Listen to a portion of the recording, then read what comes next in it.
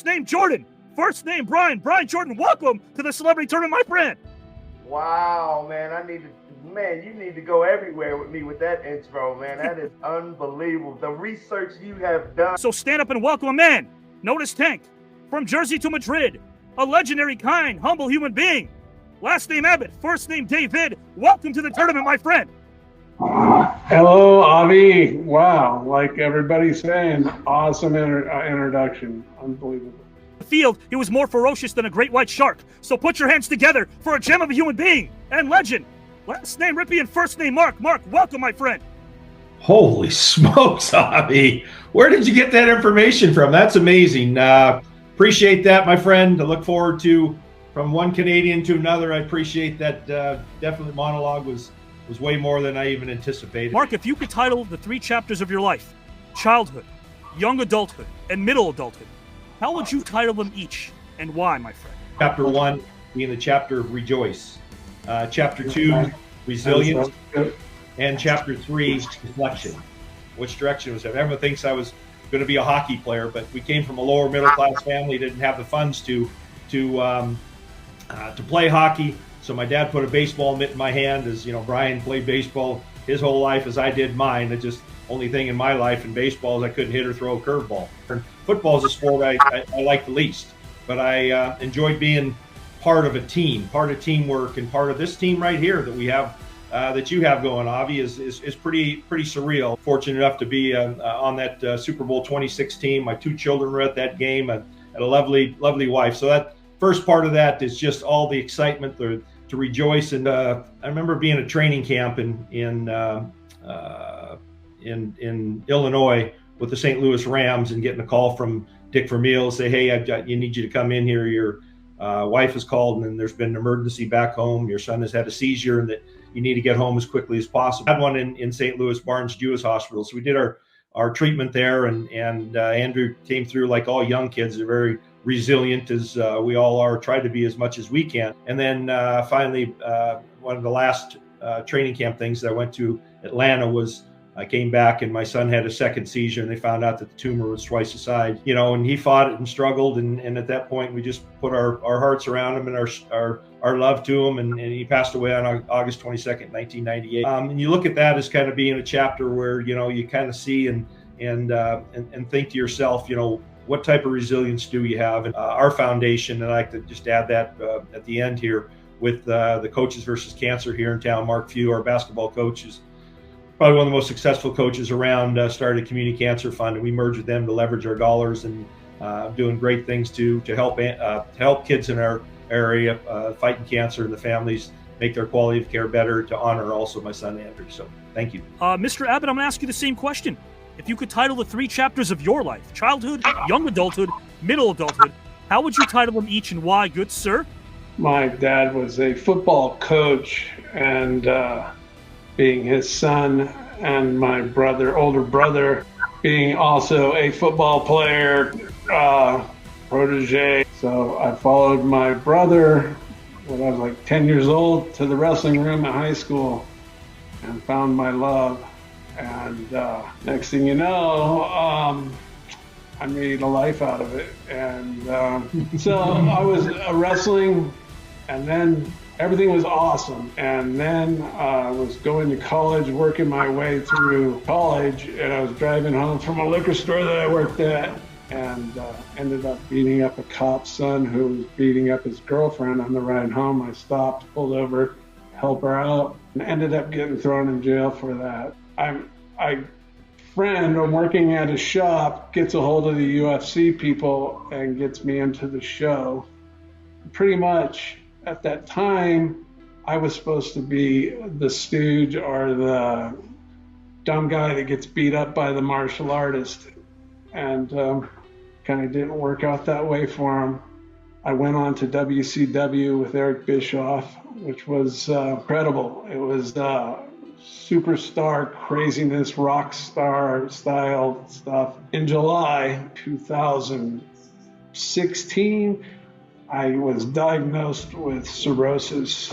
This happened for about a year and a half. I'd go in every 2 weeks and say, okay, see you in 2 weeks. And no one could figure out what was going on until the last time I went in. and they said, you're in kidney failure and you're gonna die, basically, and you're not going home this time. I got on the gurney and I go, I don't understand. And she goes, I don't either. And then she walked out of the room and it was like I died right there. I was like, the most loneliness I've ever felt in my life. So I was in pain like none other.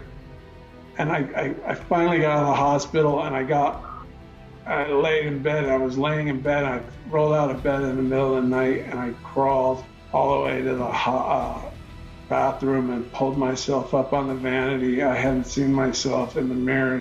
I was just sitting there going, oh my God, and the tears just pouring on my face. Every day I wake up, I'm like, oh yeah, okay, I'll do it, let's go. And it's easy to forget, and I always remind myself the pain and everything, the two organs, I got a liver and a kidney from people that gave it to me because of their life ended. I don't sweat things and I don't need things materially, and I need peace. That's it.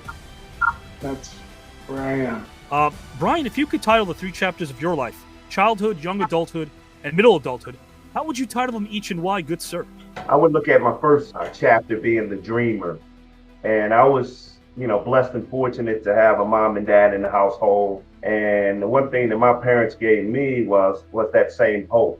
When I was young, they made me write down my dream. And like Mark, I love every sport. That's what I did. I competed at every level and had a lot of success. And which takes me into my second chapter of tunnel vision, which my dad always emphasized to me. You have to put that dream at the end of the tunnel and stay in your tunnel. Don't let anybody pull you out of that tunnel. So here it is, my dreams are coming true. And in the first quarter of that Senior Bowl, I'm running across the field to make the big hit on Cleveland Gary, University of Miami. And I break my leg and dislocate my ankle. And it was a miracle that I was so focused and locked in that tunnel that I wasn't gonna let any doctor tell me what I couldn't do. I showed up at training camp for Buffalo, and those Buffalo Bills, that defense was phenomenal. But to move into that last transition in that last chapter, I feel like it was the rise to greatness, because I proved so many people wrong along the way that I could play 2 sports. And to share my story with kids today, and we know literacy is such a huge problem, it just, that's what I'm here for. That's my mission. I think the story that hits for me home the most, I think, would be David Tank Abbott's story. I've been there to where I didn't know if I was going to make it or not. For me, I brought God into my life. I no longer have to carry that cross or that burden by myself. I love what you said, though. I love what you just brought up. Because to me, it's like if you're still living with what you did yesterday, it's very hard to be very good at what you do tomorrow. Yes. And Brian is going to start things off right now for topic number 2. Brian, you're lost in the forest. It's been days. Survival is becoming harder and harder to fathom, but you're in luck. You aren't the only one experiencing this dire situation. There's a historical figure that stands beside you. Which historical figure would you prefer having by your side? I would have to go with Harriet Tubman. Not only did she find freedom, but she went back to bring her family and friends with her, which is courageous. And to me, you have to know everything about the woods, every trail there is, and every survival mechanism there is to stay alive. And a lot of people don't know this, but she became the first woman to lead an armed military raid in 1863. I mean, that's amazing when you think about that. Probably have to go with Jesus as being my historical figure.